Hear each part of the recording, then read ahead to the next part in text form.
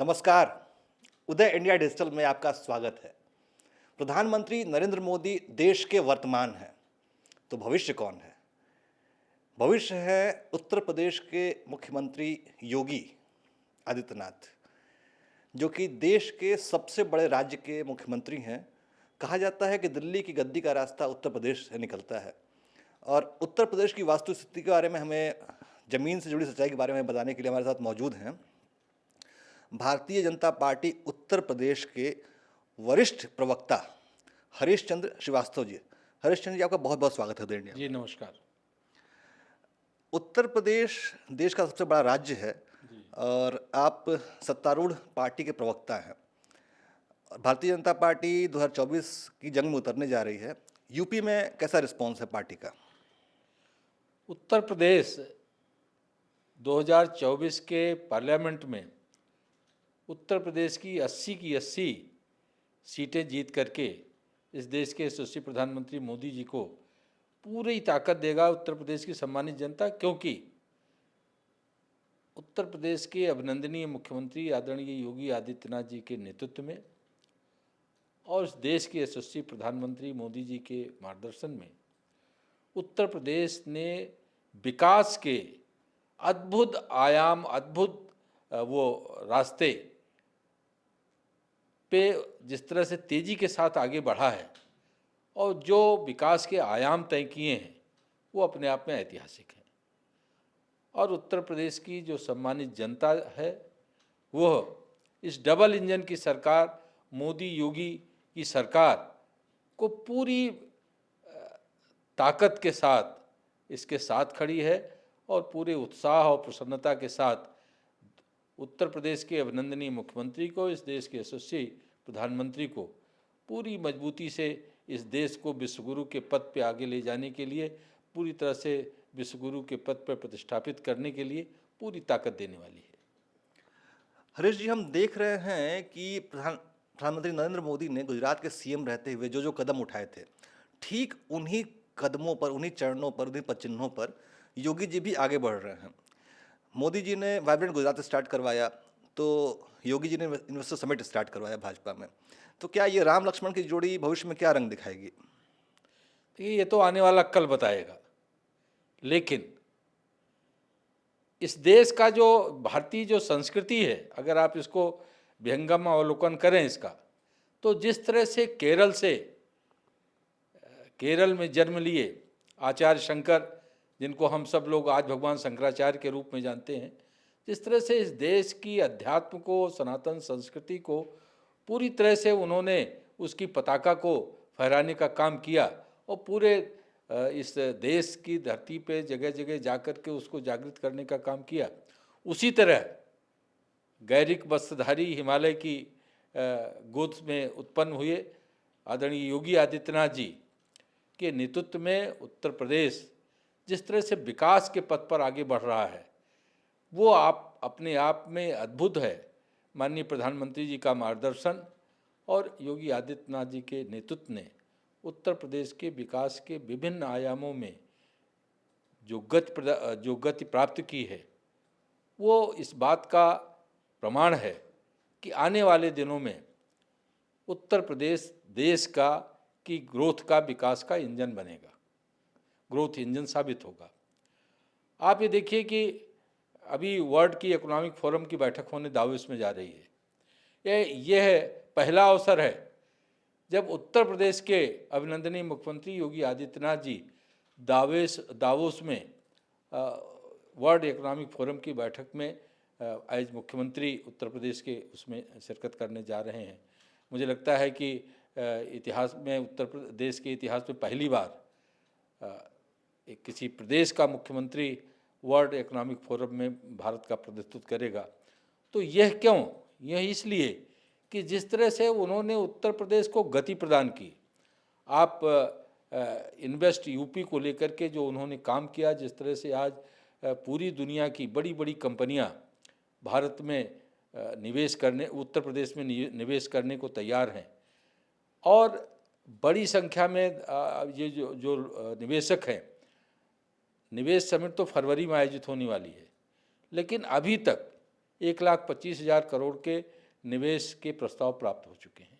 ये अपने आप में एक इस बात का पुख्ता प्रमाण है कि किस तरह से जो निवेशक हैं उनका उत्तर प्रदेश के प्रति आकर्षण बढ़ा।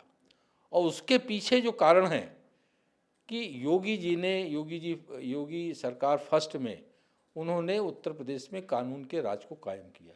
जितने माफिया तंत्र हैं उनको पूरी तरह से उनके कमर तोड़ने का, उनको नस्त नाबूद करने का काम किया। अपराधियों को, हजारों जो अपराधी और गुंडे माफिया अपने बनते थे, उनको जेल के सीटों में भेजा और यह कानून के राज को उत्तर प्रदेश में इस्टेब्लिश करके दिखाया। लोग भय मुक्त होकर के उत्तर प्रदेश में किसानी, खेती, व्यापार, उद्योग सब कर सकते हैं।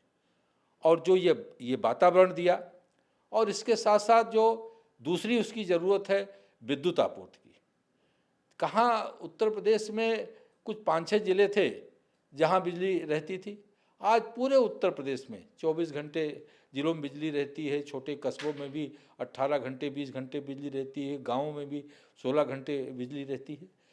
तो ये जो काम हुआ, और इसके साथ आप जो इंफ्रास्ट्रक्चर डेवलपमेंट को देखिए, सरफेस ट्रांसपोर्ट को देखिए कि किस तरह से Purvanchal expressway, Bundelkhand expressway, Gorakhpur link expressway, Ganga expressway, बहुत सारी जो सड़क मार्ग है उसको जिस तरह से एक उन्नत किस्म का जो उन्होंने ट्रांसपोर्ट प्रदान किया, वो सुविधा प्रदान की, और एयर कनेक्टिविटी से जिस तरह से जोड़ने का काम किया कि उत्तर प्रदेश में अब 5 बड़े इंटरनेशनल एयरपोर्ट होने जा रहे हैं। अयोध्या और जेवर एयरपोर्ट बनने के बाद कुशीनगर, वाराणसी, लखनऊ 3 एयरपोर्ट जो इंटरनेशनल एयरपोर्ट हैं वो फंक्शनल हैं। इसके अलावा जो डोमेस्टिक कनेक्टिविटी है उसके तहत 10 एयरपोर्ट और बन रहे हैं और 9 एयरपोर्ट और फंक्शनल हुए हैं, जिसमें आजमगढ़ है, सहारनपुर है, बरेली है, इस तरह के 9 एयरपोर्ट फंक्शनल हो गए हैं।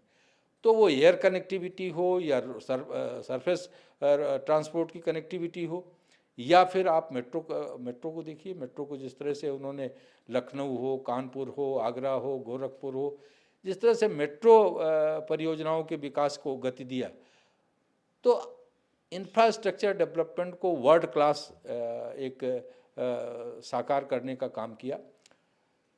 और जो मूलभूत आवश्यकता है उद्योग के लिए कि सुरक्षित वातावरण हो, विद्युत आपूर्ति हो और ट्रांसपोर्ट की सुविधाएं हैं। जो डेडिकेटेड फ्रेट कॉरिडोर है, वेस्ट डेडिकेटेड फ्रेट कॉरिडोर, जिसमें 16,000 किलोमीटर का कुल है, उसमें 8.2% वो केवल उत्तर प्रदेश में है। लगभग मुझे लगता है 1200 समथिंग किलोमीटर उत्तर प्रदेश में होगा। वो लॉजिस्टिक की बात हो, वो अभी देखिए हीरानंदानी ग्रुप का 5,000 करोड़ का जो डाटा सेंटर है उसका लोकार्पण हुआ।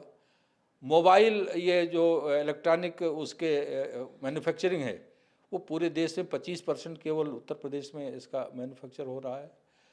बड़ी जो कंपनियां हैं, वो चाहे आप गारमेंट सेक्टर फैब्रिक सेक्टर देख लीजिए, गारमेंट सेक्टर देख लीजिए, फूड प्रोसेसिंग की यूनिटें देख लीजिए, तो इन सब को जिस तरह से, इन सब के क्षेत्र में जिस तरह से तेज़ी के साथ निवेशक आकर्षित हो रहे हैं, वो फार्मा सेक्टर हो, वो ये आपका गोडाउन्स और वेयर हाउसिंग फैसिलिटीज़ को लेकर के हो, तो इलेक्ट्रॉनिक गुड्स को लेकर के हो, फिल्म सिटी का अभी यमुना सिटी में यमुना अथॉरिटी कि उसमें उसका फिल्म सिटी का एक बड़ा परियोजना चल रही है। तो जिस तरह से उन्होंने विकास को गति दिया, एमएसएमई सेक्टर को ले लीजिए, स्टार्टअप 7600 स्टार्टअप रजिस्टर्ड हैं स्टार्टअप इंडिया प्रोग्राम के तहत उत्तर प्रदेश में, और 6 एक्सेलेंस सेंटर उन्होंने उत्तर प्रदेश में दिए हैं। तो जिस तरह से उत्तर प्रदेश काम कर रहा है, और आप डिफेंस प्रोडक्शन के क्षेत्र में देखिए, डिफेंस कॉरिडोर में अलीगढ़ में 10 यूनिटें, पिछले बार माननीय प्रधानमंत्री जी ने उसकी वो आधारशिला रखी थी जब महाराणा वो पीर प्रताप अलीगढ़ में विश्वविद्यालय का उन्होंने शिला पूजन करने गए थे। तो ऐसे में जो गति दे रहे हैं औद्योगिक विकास को लेकर के, तो इससे जो अर्थव्यवस्था उत्तर प्रदेश की जो उसमें अर्थव्यवस्था में परिवर्तन आ रहा है। उत्तर प्रदेश की पर कैपिटा इनकम 16-17 के सापेक्ष 21-22 में जस्ट डबल हुई है। एक बड़ा महत्वपूर्ण प्रश्न ये है कि 2014 के चुनावों में उत्तर प्रदेश में भाजपा को लोकसभा में अ, लगभग 80 में से ज़्यादातर सीटें प्राप्त हुई थी, लेकिन 2019 में 10 सीटें कम हो गई। इस बार आप क्या उम्मीद देखते हैं? इस बार हमारे यशस्वी नेतृत्व ने ये लक्ष्य तय किया है कि हम 80 में से 80 सीटें जीतेंगे, और हमारे यशस्वी नेतृत्व ने जो लक्ष्य तय किया, लक्ष्य रखा, उसको हमने 300 पार का लक्ष्य 2017 में रखा था विधानसभा के लिए, वो हमने पार किया। हमने 2019 में पार्लियामेंट में भी 60 से ज़्यादा सीटें उत्तर प्रदेश में भाजपा को मिली, और 2022 के विधानसभा चुनाव में भी हमको बहुत कंफर्टेबल मेजॉरिटी मिली। किंतु आप ये ना भूलें कि पश्चिमी उत्तर प्रदेश और बहुत सारी सीटें मुस्लिम बहुल सीटें भी हैं जो कि भाजपा को वोट देना शायद पसंद नहीं करते हैं। इसके बावजूद आप 2022 विधानसभा का चुनाव का रिजल्ट देख लीजिए। हमको पश्चिमी उत्तर प्रदेश में लगभग सभी बहुत चंद सीटों के बजाय चंद सीटों को छोड़कर सभी सीटों पे भारतीय जनता पार्टी जीती है। तो जो काम सरकार कर रही है योगी जी की नेतृत्व में, और भारतीय जनता पार्टी का जो संगठन काम कर रहा है, जो प्रदेश अध्यक्ष, प्रदेश महामंत्री संगठन, और उनके मार्गदर्शन में, उनके दिशा निर्देश में जो पार्टी के कार्यकर्ता काम कर रहे हैं, जन जन तक जो लोक कल्याणकारी नीतियां हैं उनको ले जाना, उनको पहुंचाना, सबके साथ संवाद और समन्वय, तो जो लोकतंत्र की जो असली जो मायने हैं, जनता का जनता के लिए, जनता के प्रति जवाबदेही, वो भारतीय जनता पार्टी सुनिश्चित करती है, भारतीय जनता पार्टी की सरकार सुनिश्चित करती है। यही कारण है कि वो चाहे देश के यशस्वी प्रधानमंत्री मोदी जी के नेतृत्व में देश में सरकार हो, केंद्र में सरकार हो, या आदरणीय योगी जी के नेतृत्व में उत्तर प्रदेश में सरकार हो, ये जनता के दिलों में बस गए हैं, जनता की पल्स बन गए हैं। तो ये है एक बड़ी कामयाबी है हमारे नेतृत्व की, और वो जनता जनार्दन की समृद्धि और खुशहाली, जैसा माननीय प्रधानमंत्री जी ने 2014 में जब उन्होंने पार्लियामेंट में प्रवेश किया था, तो उन्होंने कहा था कि हमारी सरकार गरीबों और किसानों, इन लोगों की अपेक्षाओं को समर्पित होगी। उसकी एक बड़ा अहम प्रश्न है कि माननीय आदित्यनाथ जी जब सांसद हुआ करते थे और गोरखपुराधीश्वर हुआ करते थे, उनका एक संगठन था हिंदू युवा वाहिनी, जिसको उन्होंने पिछले दिनों अचानक भंग कर दिया। इसके पीछे क्या कारण देखा जा सकता है? क्या वो सेंटर की तैयारी कर रहे हैं या क्या? अब इसका उत्तर तो वही दे सकते हैं। गोरक्ष पीठ के पीठाधीश्वर आदरणीय मुख्यमंत्री जी आज भी हैं, और विश्व हिंदू युवा वाहिनी को उन्होंने भंग किया, तो इसका तो प्रश्न, इस प्रश्न का आपके तो उत्तर वही दे सकते हैं कि क्यों उन्होंने उसको भंग किया। लेकिन जो भी वो हिंदुत्व के लिए एक बड़े माने मजबूती और दृढ़ता के साथ काम करने वाले, और उस विचारधारा जो हिंदुत्व की उदात्त विचारधारा है, उस उदात्त विचारधारा को पूरी तरह से समृद्ध करने वाले माननीय मुख्यमंत्री हैं, और लगातार अहर्निश वो काम करते हैं, और एक संवेदनशील मुख्यमंत्री के रूप में उत्तर प्रदेश में जाने जाते हैं कि किसी की अगर पीड़ा उन तक पहुंच गई तो त्वरित उस पर उसकी पीड़ा का समाधान होगा और त्वरित उस पर कार्रवाई होगी। तो ऐसा कम देखने में आया है कि 5 बजे से सुबह से प्रदेश का मुख्यमंत्री का अपना कार्य प्रारंभ करता है और रात देर तक काम करता रहता है, और निरंतर कोई अवकाश नहीं, कोई विश्राम नहीं। तो ऐसे नेतृत्व के कार्यकाल में निश्चित रूप से उत्तर प्रदेश की समृद्धि, खुशहाली वो निरंतर आगे बढ़ेगी। मैंने औद्योगिक इंफ्रास्ट्रक्चर की बात की, आप हेल्थ इंफ्रास्ट्रक्चर को ले लीजिए।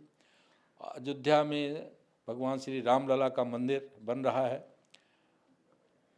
भगवान काशी विश्वनाथ कॉरिडोर का लोकार्पण माननीय प्रधानमंत्री जी ने किया, माँ विंध्यवासिनी का कॉरिडोर, वहाँ भी विकास कार्य चल रहा है, वृंदावन मथुरा में विकास बोर्ड काम कर रहा है। इस तरह से जो भारतीय संस्कृति है और उसको जिस तरह से एक योगी जी के नेतृत्व में, मोदी जी के मार्गदर्शन में जिस तरह से काम हुआ, उसका परिणाम यह है कि जहाँ काशी में 10-20-25 हज़ार लोग पर मंथ आते थे, आज वो या पर डे आते थे, आज वो 1-1 लाख से ऊपर लोग आ रहे हैं पर डे। बिल्कुल सही कह रहे हैं। मैं तो टूरिज्म ने जिस तरह से काशी की ज़मीनी से बहुत अच्छी तरह वाकिफ़ हूँ। हम अपने दर्शकों को बता दें कि हरीश जी बहुत पुराने नेता हैं और वो आडवाणी जी की रथ यात्रा के दौरान मीडिया प्रभारी थे। उन्होंने देश के बड़े-बड़े नेताओं के साथ काम किया है। हम उनसे पूछना चाहेंगे ये कि प्रधानमंत्री नरेंद्र मोदी एक राज्य से एक देश और एक देश से अब वैश्विक नेता बन चुके हैं। G20 ने उन्हें अपना अध्यक्ष चुना है, भारत को नेतृत्व सौंपा है। क्या आप दोनों व्यक्तित्वों की तुलना करें, योगी और मोदी की, तो क्या आप ये संभावनाएँ जो जो ऊँचाइयाँ मोदी जी ने हासिल की, क्या आप ये संभावनाएँ योगी जी के साथ देख रहे हैं? देखिए, हर व्यक्तित्व की एक अलग आभा होती है। माननीय योगी जी गैरिक बसधारी सन्यासी हैं और मैं समझता हूँ कि देश के यशस्वी प्रधानमंत्री मोदी जी बिना गैरिकधारी सन्यासी हैं। उनका भी जीवन पूरी तरह से एक संन्यस्त जीवन कह सकते हैं, जिस तरह से वो वीतरागी एक तरह से होकर के उस भारत माता के लिए समर्पित होकर काम करते हैं, तो वो एक संन्यस्त व्यक्ति ही कर सकता है। और दोनों में साम्य की अगर बात की जाए तो मैं एक चीज़ देखता हूँ दोनों व्यक्तित्व में, दोनों के नेतृत्व में, कि राष्ट्रभक्ति के प्रति दोनों लोग समर्पित हैं। भारतीय संस्कृति के उन्नयन के लिए दोनों लोग समर्पित हैं और भारतीय संस्कृति को दोनों लोग जीते हैं और अहर्निश इस राष्ट्र की उन्नति के लिए इस जिस तरह से माननीय मोदी जी पूरे देश की उन्नति के लिए दिन रात अहर्निश परिश्रम करते हैं, उसी तरह से आदरणीय योगी जी उत्तर प्रदेश की समृद्धि और खुशहाली के लिए दिन रात परिश्रम करते हैं। आगे आने वाले कल में क्या होगा ये तो भविष्य बताएगा। और जैसा मैंने कहा कि हर व्यक्तित्व की आभा अलग होती है, तो मैं किसी से किसी की तुलना नहीं कर सकता और दोनों लोग बहुत बड़े व्यक्तित्व के लोग हैं। मैं एक अदना सा व्यक्ति हूँ, लेकिन दोनों लोगों के प्रति भारतीय जनता पार्टी के यशस्वी नेतृत्व के प्रति मेरे हृदय में अगाध श्रद्धा और उनके प्रति भाव है। उसको शायद शब्दों में कहना, मुझे शब्द में अभिव्यक्ति करना मैं नहीं समझता कि उसकी अभिव्यक्ति। चलिए कोई बात नहीं। एक आखिरी प्रश्न है कि मैनपुरी में उपचुनाव हो रहे हैं। मुलायम सिंह यादव के निधन के बाद ये सीट खाली हुई थी और उनकी बहू डिम्पल यादव सीट लड़ रही हैं। समाजवादी पार्टी की ये पारंपरिक सीट है। इसके नतीजे आप कैसे देखते हैं? क्या परिणाम रहेगा? आप लोगों ने क्या तैयारी की है सीट को हासिल करने के लिए? देखिए, जो उपचुनाव हो रहे हैं मैनपुरी में, तीन सीटों पर हो रहे हैं, मैनपुरी में, रामपुर में और खतौली में। भारतीय जनता पार्टी के प्रवक्ता के रूप में, कार्यकर्ता के रूप में और उत्तर प्रदेश के नागरिक के रूप में, तीनों रूप में ये बात मैं भरोसे के साथ कह सकता हूँ कि तीनों ही सीटें भारतीय जनता पार्टी मजबूती के साथ जीतेगी। और उसका कारण यह है कि सरकार और पार्टी का जनता के प्रति जवाबदेह होना, जनता जनार्दन के प्रति पूरी प्रतिबद्धता और समर्पण भाव से काम करना, जिसके कारण मैनपुरी की जनता जनार्दन, रामपुर की और खतौली की तीनों सीटों पर जनता का पूर्ण सहयोग भारतीय जनता पार्टी के साथ है और तीनों सीट पे एक अच्छी विजय भारतीय जनता पार्टी हासिल करेगी। तो हमारे साथ मौजूद थे उत्तर प्रदेश भारतीय जनता पार्टी के वरिष्ठ प्रवक्ता हरीश चंद्र श्रीवास्तव जी, जो हमें बता रहे थे कि उत्तर प्रदेश में मैनपुरी, खतौली और रामपुर की सीटें भारतीय जनता पार्टी पूरी मेजोरिटी से जीतने वाली है। और सबसे बड़ी बात उन्होंने ये बताई कि यूपी में 10 लाख करोड़ का इन्वेस्टमेंट आने वाला है, जिसमें से 1.25 लाख करोड़ रुपए का प्रस्ताव आ चुका है। और ये सब सीएम योगी के अहर्निश प्रयत्नों का परिणाम है। हम उदय इंडिया में आने के लिए हरीश जी का बहुत बहुत धन्यवाद करते हैं। कैमरामैन पीयूष अरोड़ा के साथ अंशुमान आनंद, उदय इंडिया, दिल्ली।